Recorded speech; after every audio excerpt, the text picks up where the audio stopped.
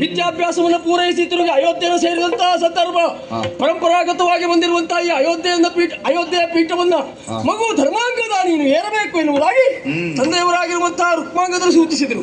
ಆ ಕಾಲಕ್ಕೆ ನನ್ನ ಅರಿಕೆಯನ್ನು ಮುಂದಿಟ್ಟವ ನಾನೇನು ನನ್ನ ಯೋಗ್ಯತೆ ಏನು ಎನ್ನುವುದನ್ನು ನಾನೇ ಸ್ವತಃ ಪರೀಕ್ಷಿಸಿಕೊಳ್ಳುವುದಕ್ಕೆ ಬೇಕಾಗಿ ದಿಗ್ವಿಜಯವನ್ನು ಕೈಗೊಳ್ಳುತ್ತೇನೆ ಎನ್ನುವುದಾಗಿ ಸಂತೋಷದಿಂದ ಒಪ್ಪುವುದರ ಜೊತೆಯಲ್ಲಿ ಒಂದು ಸೂಚನೆಯನ್ನು ಕೊಟ್ಟಿದ್ದಾರೆ. ಹರಿಭಕ್ತರೊಡನೆ ಕಾದಾಟ ಸಲ್ಲ ಎನ್ನುವುದಾಗಿ ಅದನ್ನು ಒಪ್ಪಿ ಅಪ್ಪಿ ಸೇನೆಯನ್ನ ಕೂಡಿಕೊಂಡಿದ್ದೇನೆ.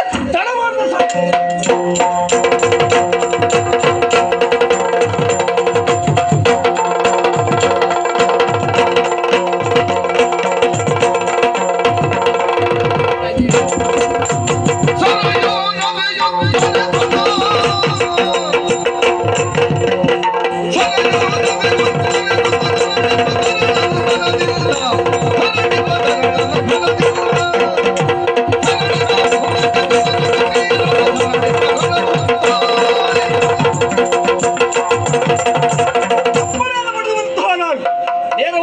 ಸಾಗಿ ಬಂದು ಸರಿಯು ನದಿಯನ್ನು ಉತ್ತರಿಸಿದ್ದೇನೆ.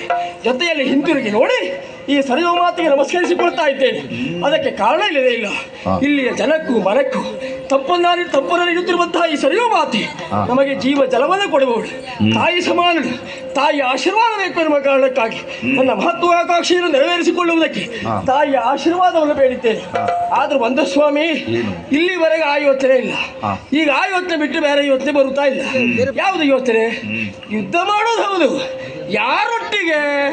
ಮನದೋಡು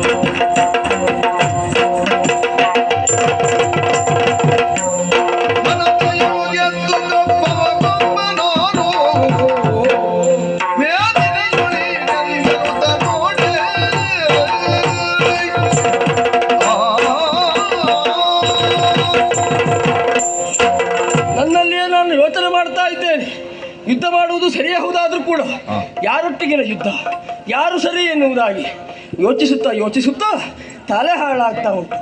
56 ದೇಶಗಳಲ್ಲಿ ಈ ಅಯೋಧ್ಯೆಗೆ ಸರಿಸಮವಾಗಿರುವಂಥ ವಿಕ್ರಮವನ್ನು ತೋರಿಸುವಂಥ ವಿಕ್ರಮಿ ಯಾರಿದ್ದಾರೆ ಒಂದು ವೇಳೆ ಎಲ್ಲರನ್ನು ತುಡುಕುತ್ತಾ ಹೋದೆ ಅಂತಾದ್ರೆ ಸಮಯ ಮಿತಿಯಲ್ಲಿ ಇದು ಮುಗಿಯುವುದಲ್ಲವೇ ಅಲ್ಲ. ಹಾಗಿದ್ರೆ ಎಂತ ಮಾಡುವ? ಆದಷ್ಟು ಗೊತ್ತಾಯ್ತು. ಈಗಾಗಲೇ ಎಲ್ಲರನ್ನ ಗೆದ್ದವ ಯಾರಿದ್ದಾನೆ ಅವನನ್ನ ನಾನು ಗೆದ್ದೆ ಅಂತ ಆದ್ರೆ ಪ್ರಕರಣ ದೊಡ್ಡದೇ ಆಗ್ತದೆ, ಬಹಳ ಬೇಗ ಮುಗಿದೋಗ್ತದೆ. ಯಾರಿದ್ದಾರೆ ಅಂತವರು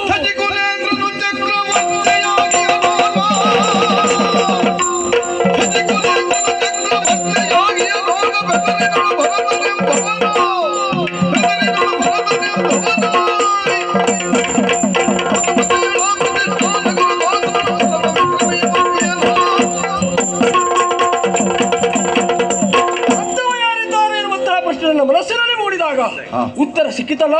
ಶಶಿಕುಲದ ಅರಸನಾಗಿರುವಂತಹ ಪ್ರತಿಷ್ಠಾನಪುರದ ಪ್ರತಿಷ್ಠೆಯಿಂದ ಹೆಚ್ಚುತ್ತಿರುವಂತಹ ಆ ಭರತ ಚಕ್ರವರ್ತಿ ಇದ್ದಾರೆ.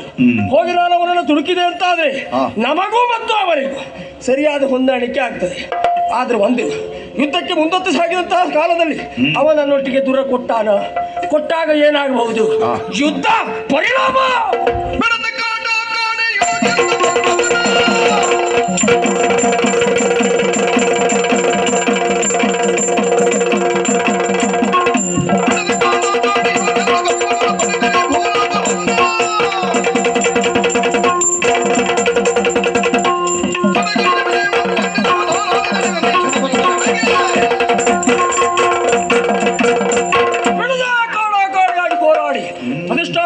ಪ್ರತಿಷ್ಠೆಯನ್ನು ಹೆಚ್ಚಿರುತ್ತಿರುವಂತಹ ಭಾರತ ಚಕ್ರೇಶ್ವರನ್ನು ಗೆಲ್ತೇನೆ, ಕಪ್ಪವನ್ನು ಪಡಿತೇನೆ. ಒಂದು ಅವನಾಗಿ ಅವ ಶರಣಾಗಬೇಕು, ಇಲ್ಲ ಯುದ್ಧ ಮಾಡಿ ಶರಣಾಗಬೇಕು. ತಡ ಮಾಡಿದ ಸೇನೆಯನ್ನು ಕೂಡ